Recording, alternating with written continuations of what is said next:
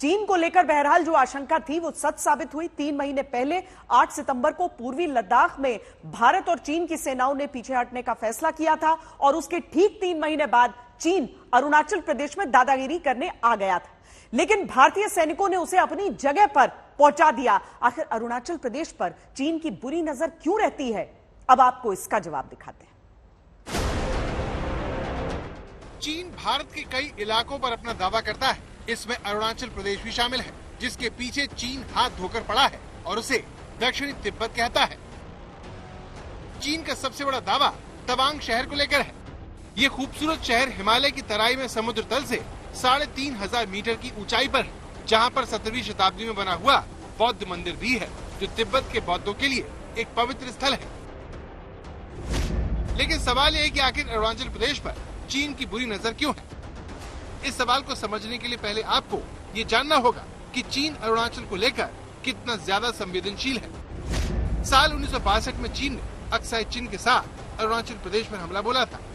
चीन ने साल 2009 में एशियन डेवलपमेंट बैंक से भारत को मिलने वाले लोन पर अड़ंगा डाला था, क्योंकि इस पैसे का इस्तेमाल अरुणाचल प्रदेश से जुड़ी विकास योजनाओं में होना था।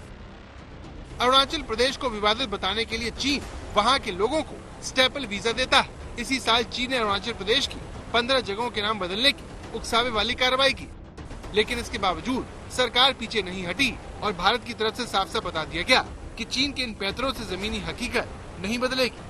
इसलिए चीन के विरोध के बावजूद सरकार ने तवांग दलाई लामा को जाने से नहीं रोका। चीन को डर है कि भारत अरुणाचल प्रदेश से तिब्बत में मूवमेंट करवा सकता है। अरुणाचल प्रदेश का बॉर्डर भूटान से लगता है। ऐसे में अगर यहाँ पर चीन का कब्जा हो गया तो फिर उसके लिए भूटान को घेरना आसान हो जाएगा। लेकिन चीन का सबसे बड़ा डर भारत की तैयारियों को लेकर है। सरकार ने हाल ही में अरुणाचल फ्रंटियर्स हाईवे बनाने का ऐलान किया है, जो चीन से लगी सीमा के पास से होकर गुजरेगा। ये तवांग से शुरू होकर अपर सुबानशरी, टूटिंग, मेचुका, दिबांग वैली, देसाली, चालागाम, किबिटू, डोंग और म्यांमार बॉर्डर के पास विजयनगर पर जाकर खत्म होगा। चीन ने बॉर्डर पर सड़कों और हाईवे का जाल बिछा रखा है, मगर वो नहीं चाहता कि भारत भी ऐसा करे। लेकिन चीन के एतराज के बावजूद सरकार लगातार चीन से लगी सीमा पर सैन्य तैयारी पुख्ता कर रही है। मंजीत नेगी, दिल्ली, आज तक।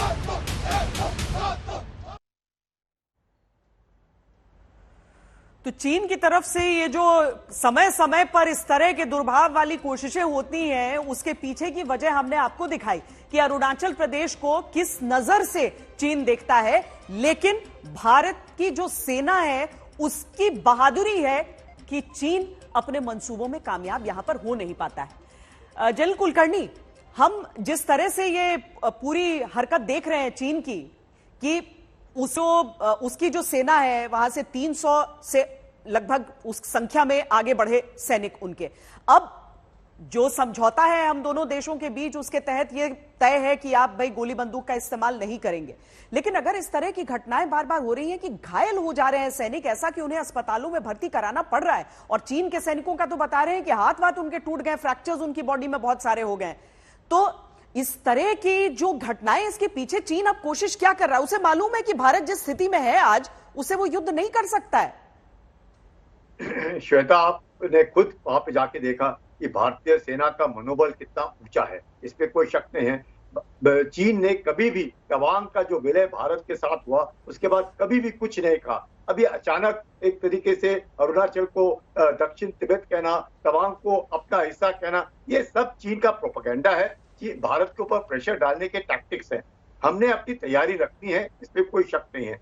चाहे कोई भी प्रोटोकॉल हो, आपने बिल्कुल ठीक कहा, प्रोटोकॉल है, इसलिए गोली नहीं चल रही। पर इस तरह की वारदातें जब होती है, मुक्काबाजी होती है, एक दूसरे के हाथ तोड़ने के नौबत आती है, ये एक दोनों अच्छे देश जो अपने आप को पुरानी सभ्यता कहते हैं, इस तरह की कार्रवाई जरूर शोभा नहीं देती। और खासकर चीन को, क्योंकि ये जो भी गलत कार्रवाई करता है ये चीन करता है। ये नहीं क्योंकि मैं भारतीय सेना का एक रहा हूं और इसलिए मैं भारत के बारे में अपनी तारीफ न, बिल्कुल नहीं।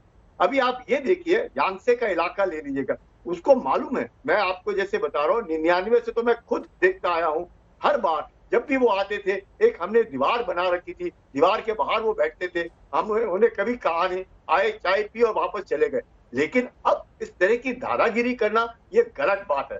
चाहे वो 99 में, खासकर जब कारगिल का युद्ध हो रहा था, पाकिस्तान का साथ देने के लिए यांगसे के ऊपर तकरीबन 60 दिन तक वो बैठा रहा, वो अपना कहता, लेकिन उसके बाद वो चला गया।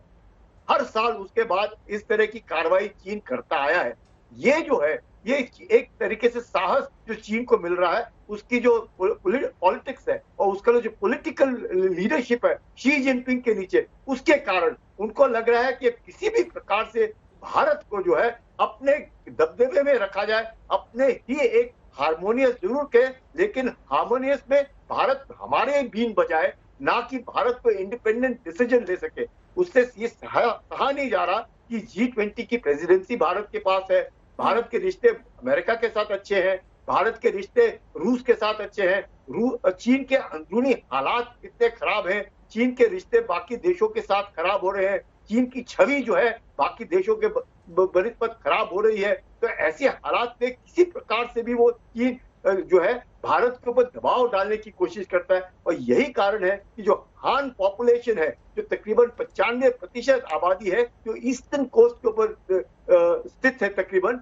आप देखेंगे कि जैसे आप देखेंगे सिंकियांग प्रोविंस है 1.6 मिलियन स्क्वायर किलोमीटर। आप देखिए तिब्बत जो ट्रंकेटेड तिब्बती में बात कर रहा हूँ 1.2 मिलियन स्क्वायर किलोमीटर। अगर आप यूनान और मंगोलिया देखिए 1.1 मिलियन स्क्वायर किलोमीटर। अगर आप साउथ चाइना सी देखिए 3.5 मिलियन स्क्वायर किलोमीटर पे वो दबदबा रख रहा है। तो ये क्या कर रहा है, वो अपने वो चाहता है कि जो उसके जो लोग हैं, हान जो लोग हैं, और शी जिनपिंग को लगता है कि ये थर्ड रेवोल्यूशन है। पहला कि जिस तरीके से उन्होंने पीपल लिबरेशन आर्मी ने और कम्युनिस्ट पार्टी ने अपना दबदबा किया चीन के अंदर, उसके बाद डेंग जियाओपिंग के नीचे जिस प्रकार से उनकी आर्थिक स्थिति बढ़ी हुई, और अब शी जिनपिंग को लगता है माओ के तरीके power flows from the barrel of the gun, विस्तार बाद में लग जाए।